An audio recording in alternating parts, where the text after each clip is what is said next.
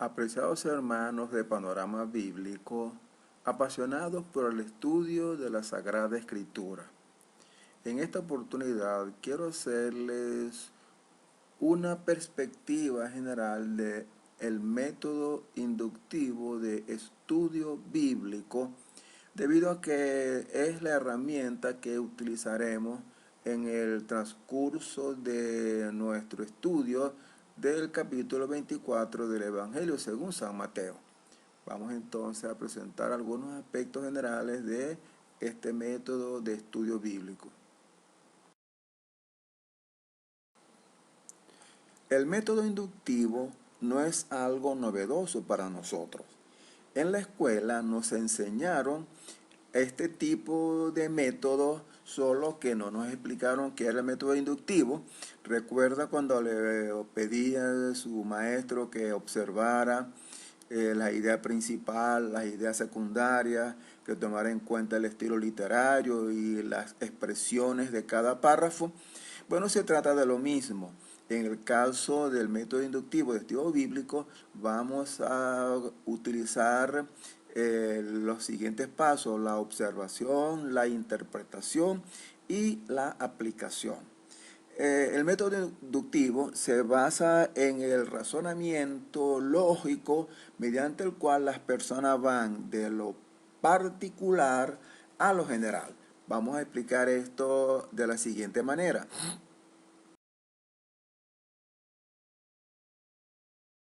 Para comprender nuestro estilo de razonamiento lógico, voy a proponerles un ejemplo que muestro a continuación. Les voy a mostrar una lámina y tú vas a describirla de la primera impresión. Obsérvala y de inmediato descríbela de acuerdo con lo que estás observando.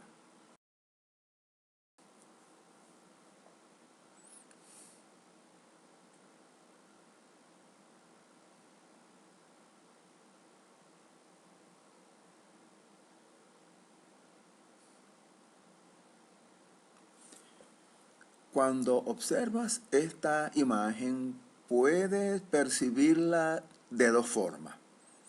Unos pueden observar el panorama completo, dicen, es un bosque, una arboleda, y al final ven un árbol. Esas personas van de lo general a lo particular.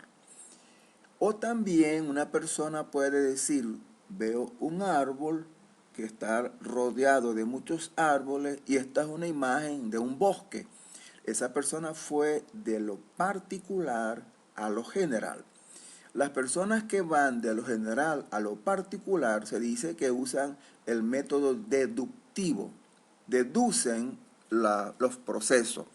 En cambio, las personas que van de lo particular a lo general son personas que son inductivos, que hacen inducciones. La persona dice, si hay un árbol y varios árboles, ese es un bosque. Está haciendo una inducción. O puede decir, es un bosque, y si hay bosque, es que tiene que ser, hay arboleda y es un árbol.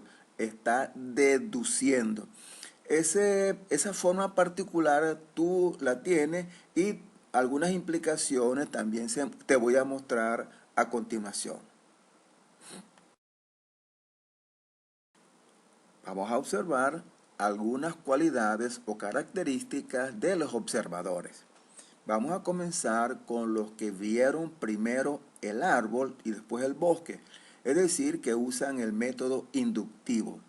Esas personas usan frecuentemente el razonamiento verbal, el pensamiento abstracto, son temporales, siempre están pendientes de la hora, secuenciales, dicen siempre primero lo primero, siguen directivas, son inductivos, se basan en la realidad, son personas muy realistas y tienen una asociación auditiva, son muy perspicaces al oír también.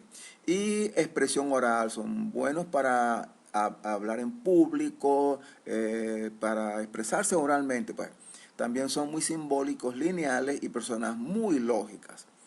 Los que ven los árboles, el bosque, son personas que son no verbales, es decir, son muy imaginativas, visuales, son analógicos, atemporales, no están pendientes del tiempo, son holísticos, ven la totalidad, ven formas, patrones en las observaciones que hacen, son deductivos, deducen, expresión artística, siempre tienen una actitud, vocación artística. Son personas muy emocionales y sentimentales. Esas personas tienden a ser muy sensibles. También una persona que visualiza mucho, siempre ve imágenes, tiene la tendencia a ser fantasioso, y una persona muy creativa y muy intuitiva. Estas son algunas de las cualidades de los observadores. Cuando tú estudias la Biblia, entonces puedes apreciarla desde estas perspectivas. Por eso hay que tomar muy en cuenta las cualidades personales para poder tener una idea de cómo uno ve, cómo ve el mundo, cómo ve la realidad. Ahora demos una mirada a lo que es el método inductivo de estudio bíblico. Como puedes apreciar en la imagen, el primer aspecto a considerar es la observación. Mediante la observación, uno descubre lo que dice el texto.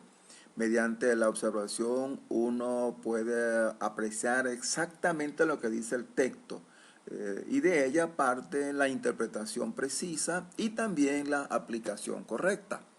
Es importante tomar en cuenta que la observación contesta la pregunta, ¿qué dice el texto? El otro paso es la interpretación.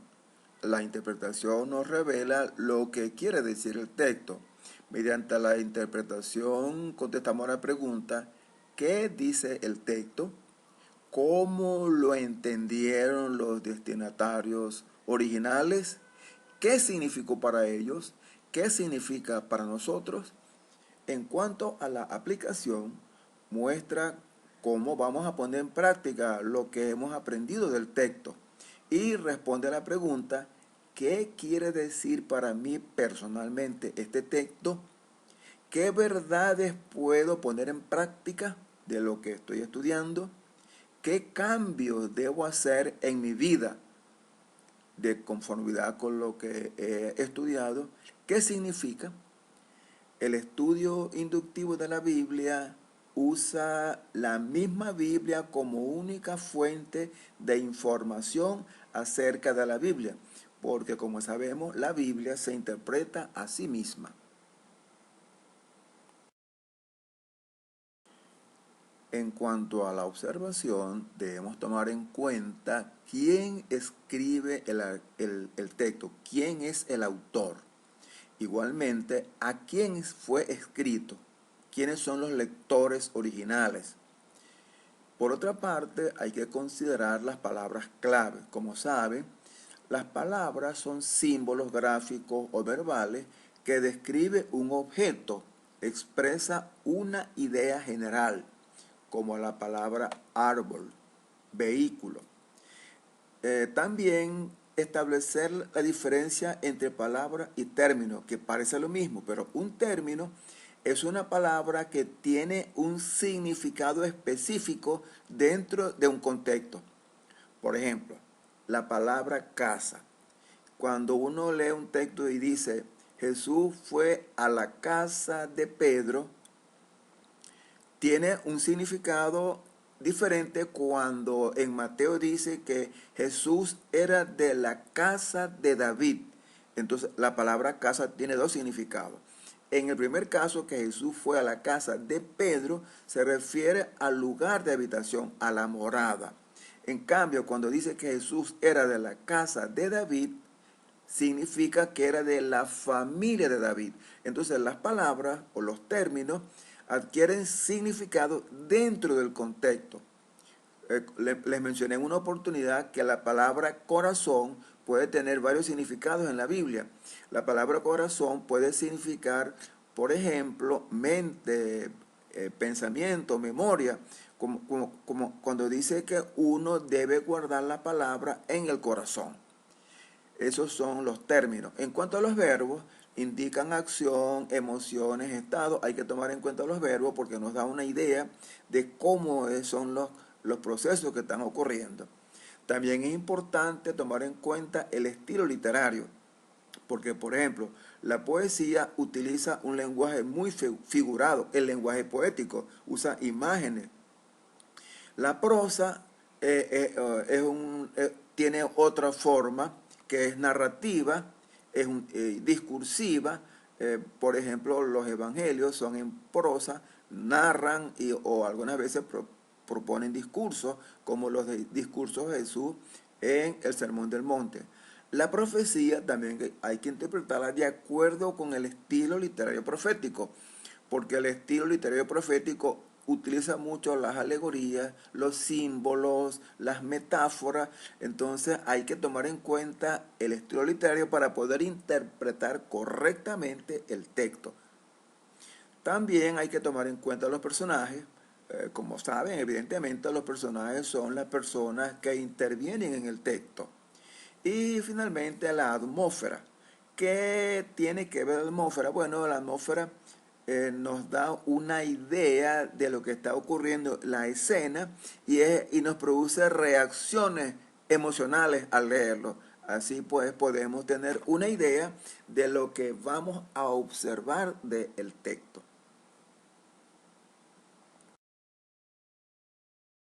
El siguiente aspecto a tomar en cuenta cuando aplicamos el método inductivo de estudio bíblico es la interpretación. ¿Cómo interpretar el texto? Aquí tenemos unas cuantas premisas. La primera nos dice que debemos interpretar el texto literalmente. ¿Qué significa esto? Que la Biblia hay que interpretarla como un libro cualquiera. La Biblia no es un libro místico, no es un libro esotérico, sino que aun cuando fue inspirado por Dios, fue escrito por hombres y para hombres. Es decir, cuando tú interpretas la Biblia, interprétala como un libro escrito para ti. En segundo lugar, dice que debemos interpretar de acuerdo con el contexto. ¿Qué significa el contexto? El contexto es lo que rodea al texto. Y hay diferentes tipos de contexto. Hay contexto inmediato y contexto lejano. El contexto inmediato es lo que rodea al texto, es decir, los versículos antes y los que están escritos después. O también el capítulo, o el libro, o el testamento, si es Nuevo o Antiguo Testamento, y la Biblia en general. Entonces hay contexto inmediato, el que está alrededor del texto, y el contexto lejano es otras partes de la Sagrada Escritura. También hay que considerar que hay que interpretar de acuerdo con la cultura y la historia del momento. No se puede traspolar un texto para interpretarlo de acuerdo con la cultura de hoy. Hay que tomarlo en cuenta de acuerdo con la cultura cuando se escribió. También interprete tomando en cuenta la forma literaria del pasaje. Esto está relacionado con el número 1, que aun cuando hay que interpretar literalmente la Biblia como cualquier libro, entonces esos libros se interpretan de acuerdo con la forma literaria.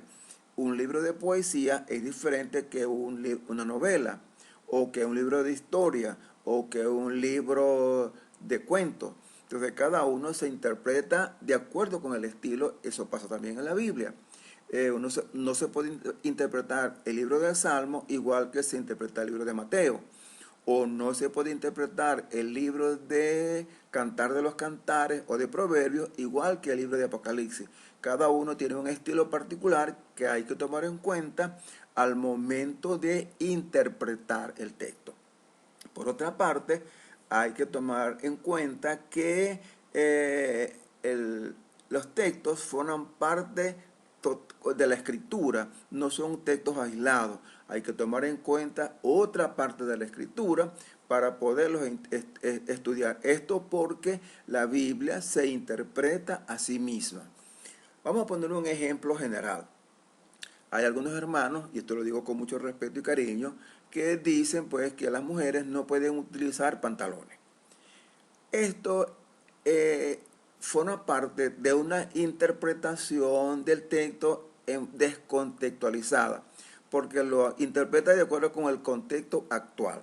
Si lo interpretamos de acuerdo al contexto cuando el texto fue escrito, tenemos otra perspectiva, ¿Qué ocurrió cuando el texto fue escrito? Bueno, en aquella época, en la época del Antiguo Testamento, los hombres y mujeres usaban túnicas, pero aquellas túnicas tenían una confección particular de acuerdo con el sexo. Entonces, había túnicas femeninas para mujeres con características femeninas y había túnicas para hombres con características masculinas. Entonces, un hombre no podía utilizar una túnica de características femeninas. Una mujer no podía usar una túnica con características masculinas, porque aquello hacía para una equivocada forma de ver la sexualidad de la persona. Tiene que ver con la orientación sexual. En la actualidad ocurre lo mismo. Un pantalón femenino tiene unas características femeninas que normalmente un hombre no lo va a utilizar porque tiene características femeninas. Igual que muchos pantalones masculinos tienen características masculinas que una mujer no la va a utilizar. En este sentido, pues hay que interpretar el texto de acuerdo con el momento histórico cuando fue escrito. La interpretación es básica para poder tener una idea exactamente de qué es lo que nos está revelando la Sagrada Escritura. La aplicación es una parte tan importante como los demás aspectos del método inductivo, como la observación y la interpretación. ¿Qué es la aplicación? Bueno, es lo que nosotros se nos invita, se nos llama, se nos exhorta a hacer después que hemos leído el texto, después que lo hemos aprendido, que lo hemos escudriñado y lo hemos interpretado. Entonces, allí tenemos algunas preguntas, por ejemplo, ¿qué nos enseña el pasaje? ¿Cómo se aplica en particular? ¿Cómo lo podemos aplicar en forma particular? Es un problema cultural de la época. También tenemos que revisar si expone esta parte de la escritura algún error en mis creencias, algo que yo debo corregir. En general, la aplicación tiene que ver cómo puedo yo poner en práctica esto que estoy aprendiendo. ¿Cómo puedo poner en práctica esto que he interpretado? La revelación que Dios me ha hecho. Por ejemplo, si dice el texto, ama a tu prójimo como a ti mismo, ¿cómo puedes aplicar ese texto? Entonces tienes que buscar la forma de cómo puedes aplicarlo, porque no tiene sentido que lo interprete, que lo comprenda y que luego no lo practica. Fíjate pues la importancia que tiene el estudio, la interpretación y la práctica de la Sagrada Escritura. Por eso es que cuando uno observa apropiadamente, interpreta adecuadamente y aplica consistentemente con lo que ha aprendido, la vida cambia. Por eso es que Jesucristo decía escudriñar las Escrituras, porque al escudriñar la Escritura, ella nos revela muchas cosas de nuestra vida y nos va a propiciar aspectos que van a mejorar nuestra condición humana, nuestra calidad de vida. Al interpretar la Escritura, es conveniente evitar caer en las siguientes trampas. La primera es aplicar normas culturales en vez de normas bíblicas. Es el caso, por ejemplo, de que se establezca la norma de que los cristianos deben lavarse los pies, porque Jesucristo le lavó los pies a los discípulos, allá recuerden la última noche, cuando estableció la cena del Señor, que le lavó los pies a los discípulos. Ahora, ¿cuál es la norma cultural? En aquella época el acto de lavar los pies era un acto de cortesía, que lo hacía una persona que era un esclavo, un sirviente. Jesús lo que quiso decirle a los discípulos es que deberían tener una actitud de servicio y de humildad entre ellos. No simplemente que lavarse los pies debería ser una norma. Otro aspecto es que tratar de apoyar una verdad legítima con el uso indebido de un versículo o pasaje.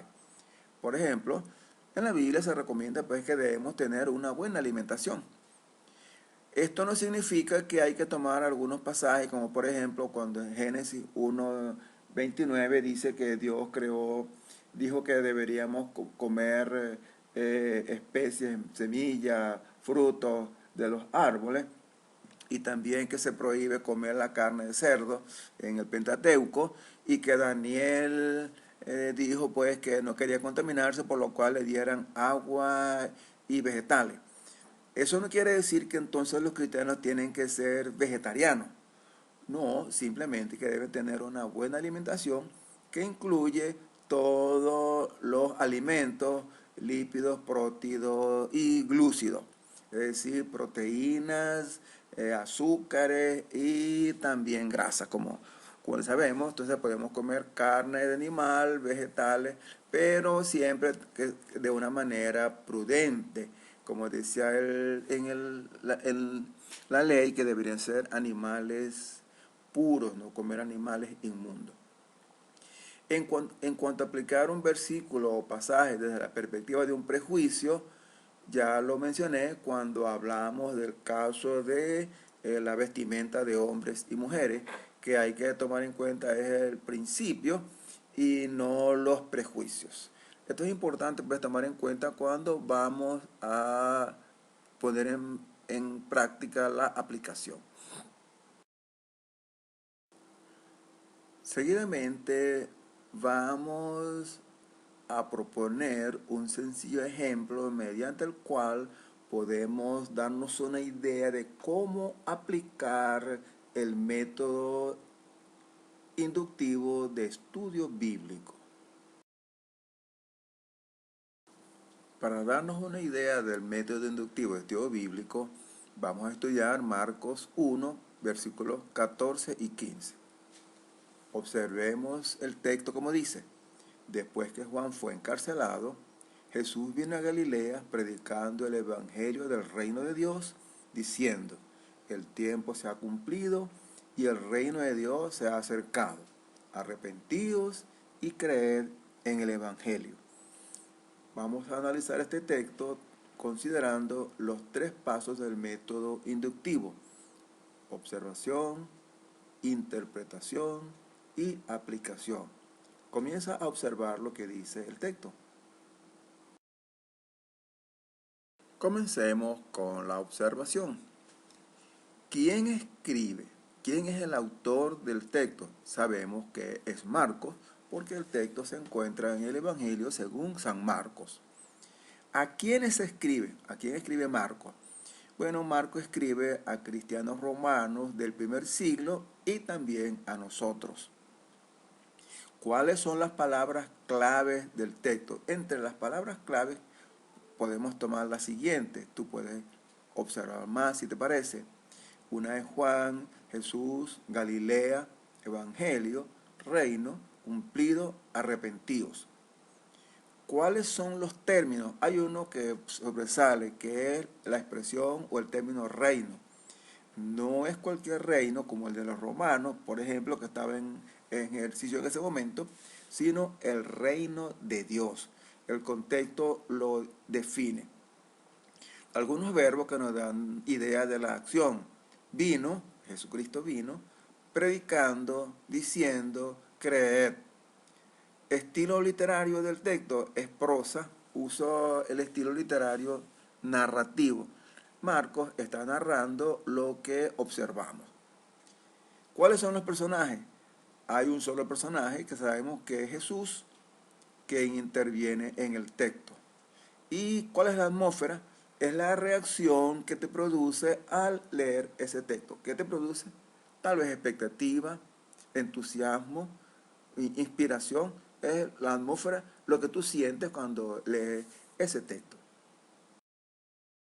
Seguidamente vamos a interpretar el texto. ¿Qué dice el texto literalmente?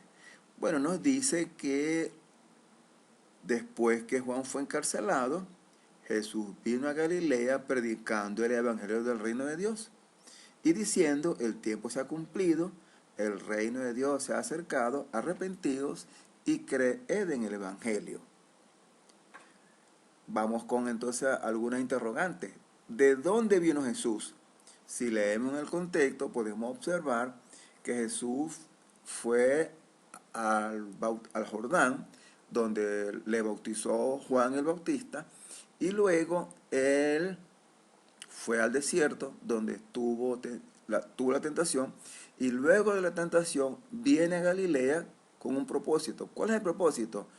Inicia su ministerio y está proclamando el motivo de su venida, que es anunciar la llegada del reino de Dios, llamar al arrepentimiento y proclamar el evangelio. Observa ahí la expresión reino de Dios, que era, como veremos más adelante, una expectativa que tenían los judíos acerca del reino de Dios, que se estaba anunciando desde mucho tiempo su advenimiento. Llama al arrepentimiento. Más adelante veremos qué significa arrepentimiento, un mensaje fundamental del evangelio, y luego a proclamar el evangelio. ¿Sabe lo que significa evangelio? Evangelio significa buena noticia. ¿Y cuál es la buena noticia que Jesús viene a predicar? Está diciendo: tengo buenas noticias.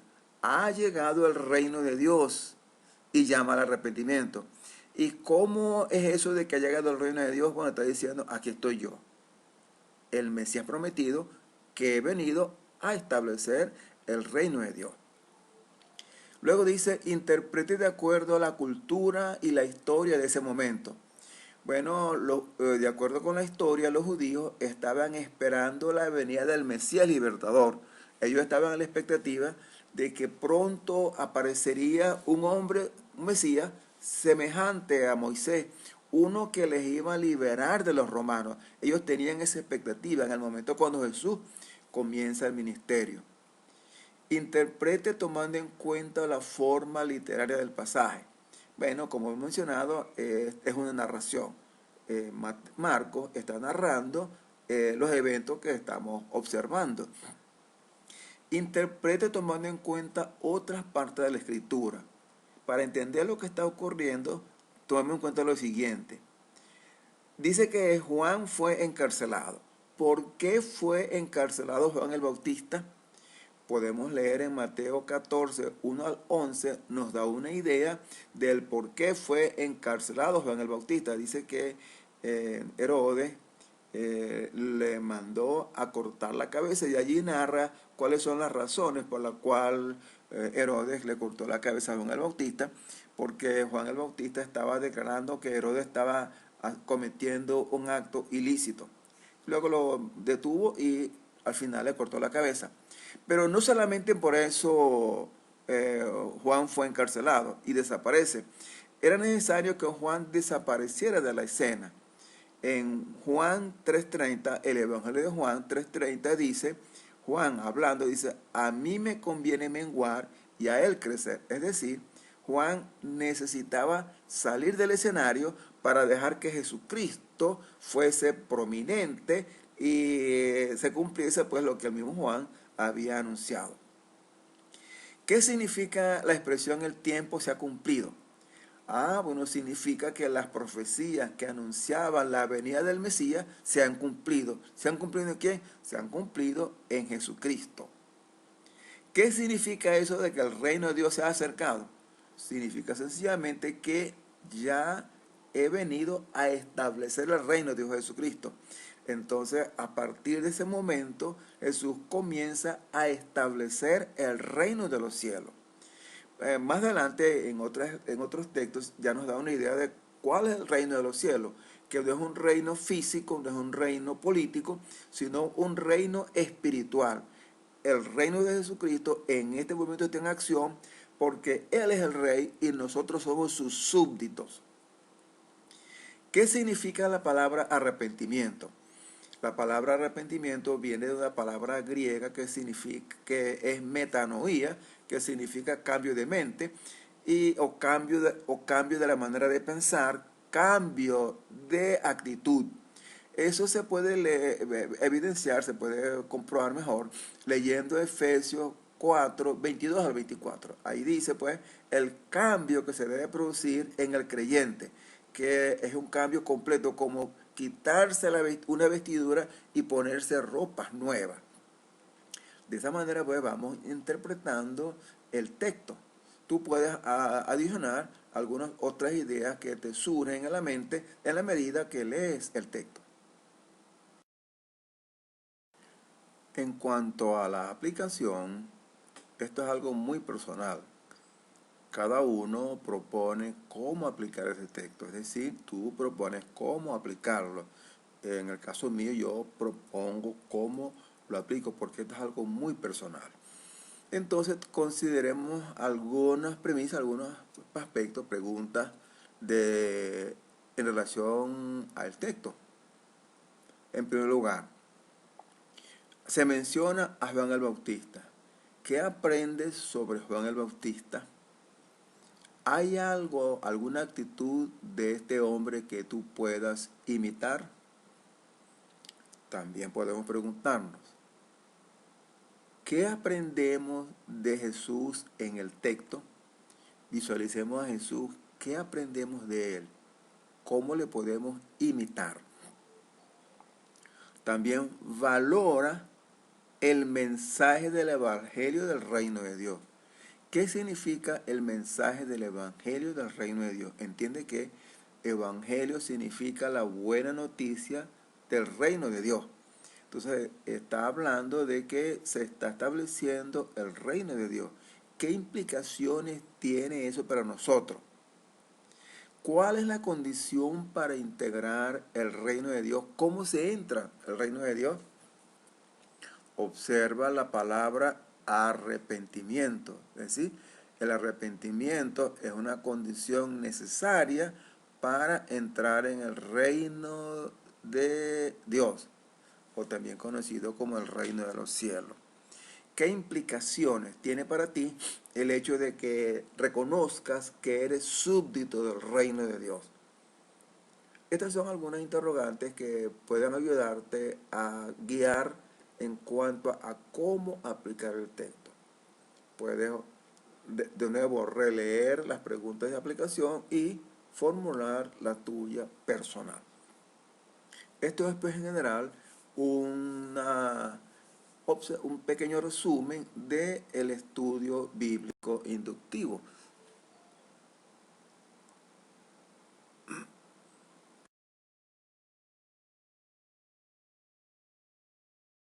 Culminado este sencillo ejercicio del método inductivo, quiero proponerte un ejercicio. Haz un estudio inductivo de Mateo 7, 24 al 27. Pon en práctica los 3 pasos del método: observación, interpretación y aplicación.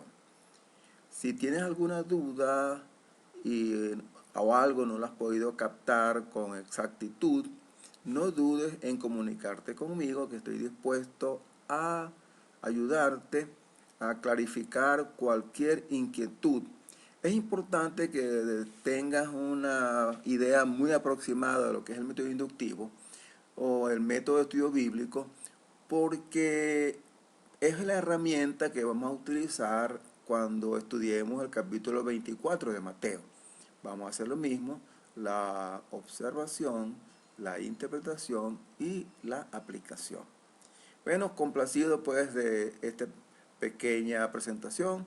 Dios te bendiga y te ilumine el Espíritu Santo para comprender la Escritura cuando la escudriñes.